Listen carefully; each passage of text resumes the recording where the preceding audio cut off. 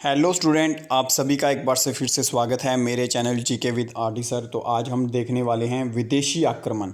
भारत के ऊपर हिंदू जब मगध के ऊपर हिंदू साम्राज्य जब चल रहे थे तो कुछ ऐसे आक्रमण भी थे जो भारत के ऊपर विदेशियों के द्वारा किए गए थे। तो उनमें से जो देखने वाले हम हिंद, यूनानी, शक, पल्लव, कुषाण, तो ये सारे थे जो इंडिया से बाहर से आए थे। इंडिया के ऊपर उस टाइम पर भारत के ऊपर इन्होंने आक्रमण किए। इसको हम डिटेल में डिस्कस करेंगे जितना आपके लूसेंट बुक के अकॉर्डिंग दिया गया है। अदरवाइज़ ये टॉपिक इतना आपका इंपॉर्टेंट नहीं है, जिसमें सिर्फ एक कुषाण वंश आपका इंपॉर्टेंट है जिसको हम डिटेल में डिस्कस करेंगे। ठीक है जी। तो आई होप कि आपने इससे पहले वाले में मैंने शुंग वंश और सातवाहना और कण्व वंश के बारे में समझाया है। प्लीज़ उसको भी जाकर देखें वीडियोज़ को। तो अगर आपको ये वीडियो अच्छा लगे तो आप please like, share, subscribe to everyone. Further इसी तरह की वीडियोज़ आपको मिलती रहेंगी। तो आगे चलें जी, अब अपने लेक्चर को स्टार्ट करते हैं।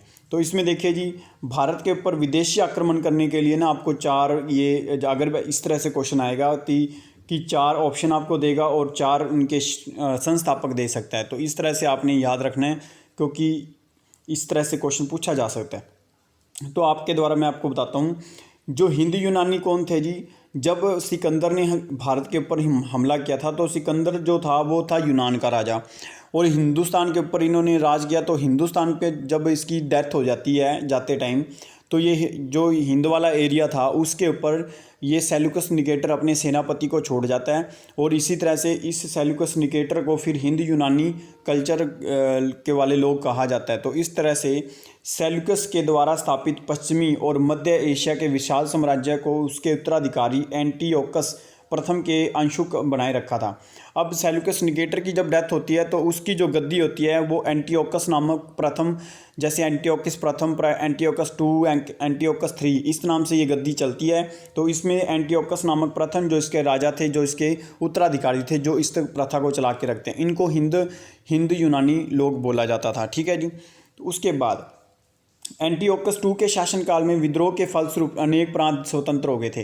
अब इसके पास तो पश्चिम और मध्य एशिया, मतलब सेंट्रल एशिया, जहाँ पे आज उज्बेकिस्तान है, किर्गिस्तान है, अफ़गानिस्तान है, ये सारा एरिया उस टाइम पे मध्य एशिया में होता था। उस टाइम पे इनका राज था। बट जब एंटियोकस टू नामक प्रथम राजा, जब दूसरा राजा आता है तो कुछ लोग ऐसे होते हैं, क्योंकि जब राजा के पास पावर, जब कोई साम्राज्य डिक्लाइन की तरफ होता है, राजे अच्छे नहीं आते हैं, तो नेचुरली बात है कि वहाँ से कुछ स्वतंत्र राज्य अपना अलग हो जाते हैं। तो इसी तरह से वहाँ पे कुछ राज्य स्वतंत्र हुए थे। तो एंटियोकस टू के शासनकाल में ये आपने बता दिया मैंने।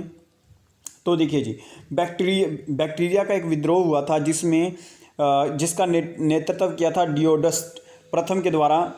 बैक्टीरिया आपको पूछ सकता है कि बैक्टीरिया का जो विद्रोह हुआ था वो इसका जो नेतृत्व किया था डियोडोटस के द्वारा किया गया था। और बैक्टीरिया पर डियोडोटस प्रथम के साथ इन राजाओं ने, जैसे ये देखो, एंटियोकस के अंडर एक शहर था जी बैक्टीरिया।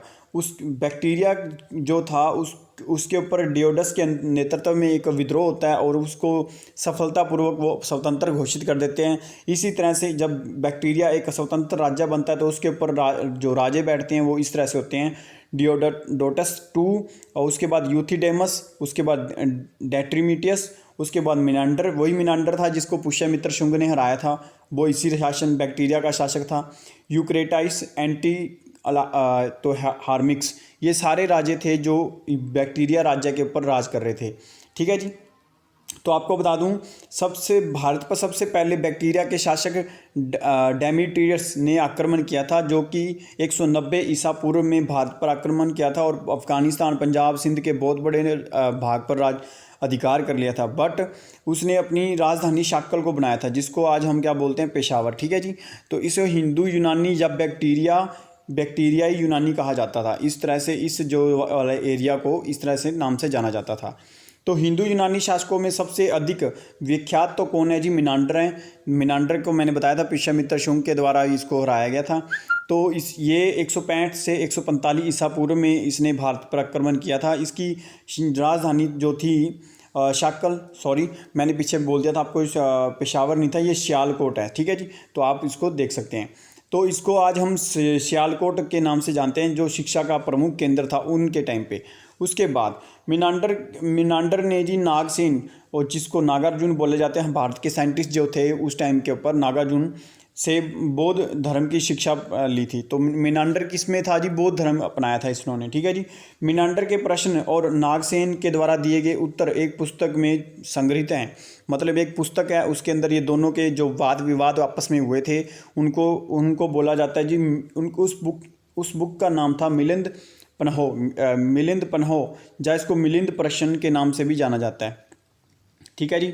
तो ये क्वेश्चन आपका बहुत इंपॉर्टेंट बनता है कि नागार्जुन और मिनांडर के बीच में ये जो थे प्रश्न, इस बुक का नाम क्या था, तो आपने ये याद रखना है, ठीक है जी। हिंदू यूनानी भारत के सबसे पहले शासक हुए थे जिन्होंने जारी किए सिक्कों में निश्चित रूप से सिक्के जारी किए थे। और ये सिक्के किन किन राजाओं के थे? ये पहले सिक्के ऐसे पर्सन थे जिन्होंने सिक्के जारी किए थे विदेशी। और भारत में सबसे अधिक पहले यूनानियों ने सोने के सिक्के जारी किए थे। अब यही क्वेश्चन आता है कि सबसे पहले सोने के सिक्के कौन से विदेशी आक्रमण ने स्टार्ट किए थे? तो आपने ये याद रखना है, हिंदू यूनानी, ठीक है जी। उसके बाद हिंदू यूनानी शासकों में भारत के पश्चिमोत्तर सीमांतर में यूनान की प्राचीन कला दिखाई देती है जिसको हेलेनिस्टिक कहा जाता है। अब आपको बता दूं, एक आपने सुना होगा जैसे गंधार स्कूल, मथुरा स्कूल, नागर, ये इस तरह से ये कुछ स्कूल होते हैं, कुछ आर्ट होती है। इसी तरह से हेलेनिस्टिक आर्ट जो होती है ये यूनान की आर्ट है, जो आपको इन वाले एरिया में जहाँ पे ये हिंदू यूनानी राज कर रहे थे आपको उस एरिया में दिखाई देगी। तो इसीलिए इसको बोला गया। तो इसमें जो गंधार कला थी ये क्या जी? हेलेनिस्टिक कला जो आर्ट थी उसका एक एग्जाम्पल है, ठीक है जी। अब उसके बाद मैंने अपने हिंदू यूनानी पढ़ चुके हैं। अब उसके बाद हम पढ़ते हैं शकों के बारे में। तो शक कौन थे जी? यूनानियों के बाद आए थे शक। शकों की 5 शाखाएं थीं। ये शक थे, ये जो शक होते थे इनकी 5 शाखाएं थी। हर शाखा की राजधानी भारत में, अफगानिस्तान में अलग अलग भागों में थी। तो ये जो शक थे ये एक घुमतू कहते हैं ना, घुमंतू लोग थे और कबीले वाले लोग थे। ये भारत में इस तरह से एंटर हुए थे यूनानियों के बाद में, ठीक है जी। तो ये इनकी सभी की राजधानियाँ अलग अलग थी। पहली शाखा तो अफगानिस्तान में बसी, दूसरी शाखा पंजाब के तक्षशिला में बसी, तीसरी शाखा इनकी मथुरा वाले एरिया में बसी, चौथी शाखा जो थी पश्चिमी भारत में, जो वेस्ट जो गुजरात वाले एरिया में, और 5वीं शाखा थी जो डंकन के पठार की तरफ बसी थी, जिसको आज हम महाराष्ट्र वाला एरिया बोलते हैं, ठीक है जी। तो ये याद रखना जी, जो शक थे ये मूलतः कहाँ के निवासी थे? तो आपको पता होगा कि ये मध्य एशिया से आए थे। ये लोग मध्य एशिया के निवासी थे और चरागाह की खोज में भारत में आए थे। ये तो सिर्फ चरागाह खोजने आए थे, तो इनको पता लगा कि तो यहाँ पे ये राज करने लगे हैं। तो 58 ईसा पूर्व में उज्जैन में एक राजा ने शकों को पराजित करके इसको बार्क दे दिया था, जिसका नाम था विक्रमादित्य। विक्रमादित्य की उपाधि वहाँ से फेमस हो जाती है। इसी तरह से विक्रमादित्य की उपाधि किसके लिए फेमस होती है कि जब वो शकों को हरा देते, क्योंकि शक क्या थे? विदेशी थे। तो हिंदुओं के राजा ने इसको हराया तो एक उपाधि बन जाती है जिसका नाम था विक्रमादित्य, ठीक है जी। जो आगे चल के बहुत सारे अब इस तरह की टाइटल लेंगे आगे चलकर। तो इसके बाद देखते हैं जी, शकों पर विजय के उपलक्ष्य में 58 ईसा पूर्व में एक नया संवत स्टार्ट किया गया जिसको बोले हैं विक्रम संवत के नाम से प्रारंभ हुआ। इसी समय से विक्रमादित्य एक लोकप्रिय उपाधि बन गई और ये एक लोकप्रिय टाइटल बन जाता है और इसकी संख्या भारतीय इतिहास में 14 पहुंच जाती है। ऐसे 14 राजे हुए हैं जिन्होंने विक्रमादित्य की उपाधि को हासिल किया। तो इसमें से सबसे फेमस आपको जिसके बारे में आप पढ़ते हैं वो है जी गुप्त साम्राज्य है। अब आप जब आप ये मौर्य, मगध, ये सारा कुछ पढ़ लोगे, जब ये कुषाण पढ़ लोगे तो कुषाणों के बाद आने वाले राजे होंगे गुप्त। तो गुप्तास जो होते हैं उसमें सबसे जो प्रमुख होता है राजा चंद्रगुप्त द्वितीय, वो सबसे फेमस था जिसको मेन विक्रमादित्य बोला जाता है, ठीक है जी। शकों की अन्य शाखाओं की तुलना में दक्षिण भारत में जो लोग गए थे, शकों की जो शाखा दक्षिण भारत में गई थी वो सबसे ज़्यादा प्रभावित करने वाली थी, क्योंकि इन्होंने आगे चलकर लंबे अरसे तक राज करते हैं, ठीक है जी। गुजरात में चल रही समुद्री व्यापार से वह शाखा काफ़ी, जो गुजरात में जो वेस्ट में थी वो शाखा सबसे ज़्यादा व्यापार करती है और वहाँ से इन्होंने सबसे ज़्यादा चांदी के सिक्के जारी किए थे। तो उसके बाद शकों के सबसे प्रतापी राजा थे रुद्रदामन प्रथम थे और इसके शासनकाल में गुजरात में एक इसका जो शासन था वो एक गुजरात के बहुत बड़े भाग पर, जिसको हम बोलते हैं आज जो समुद्र वाला जो रन ऑफ कच्छ और खंबात की खाड़ी वाला जो एरिया है उसको हम क्या बोलते हैं जी, काठियावाड़ एरिया बोलते हैं। तो आपको यह याद होगा, वहाँ पे एक लेक है जी जिसका नाम था जी सुदर्शन लेक, जिसको मौर्यों के द्वारा निर्मित किया गया था। इसका जीर्णोद्धार मतलब दोबारा से रिकंस्ट्रक्शन कराने वाला कौन था जी? शकों का राजा रुद्रदमन। ये क्वेश्चन बहुत बारी पेपरों में आता है, आपने थोड़ा सा इसको ध्यान रखना है। उसके बाद रुद्रदमन एक संस्कृत का बहुत बड़ा प्रेमी था, संस्कृत इसको बहुत अच्छी लगती थी। इसने सबसे पहले विशुद्ध संस्कृत भाषा में सबसे लंबा अभिलेख लिखवाया था, क्योंकि आपको पता होगा गिरनार, गिर की पहाड़ियाँ कहाँ पे हैं जी? गुजरात में। गिर की पहाड़ियाँ गुजरात, गिर की और गिरनार अभिलेख जारी किया, जिसके सबसे पहले अभिलेख में प्राकृत लैंग्वेज के अंदर रचित किए गए थे। तो भारत में शकों का राजा सबसे के जो राजा थे उसको हम सत्रप बोलते थे। ठीक है जी, आई होप कि आपको ये सारा समझ आ गया होगा कि शकों के बारे में हमने क्या क्या चीज़ें पढ़ी हैं। इसमें से बस ये रुद्रदमन का जो मेन था ये फेमस था, तो इसको आप पढ़ सकते हैं। आई होप कि हम नेक्स्ट लेक्चर में हम कुषाण वंश के बारे में देखेंगे। आज के लिए इतना बहुत है जी। Thank you for watching. Happy learning to all.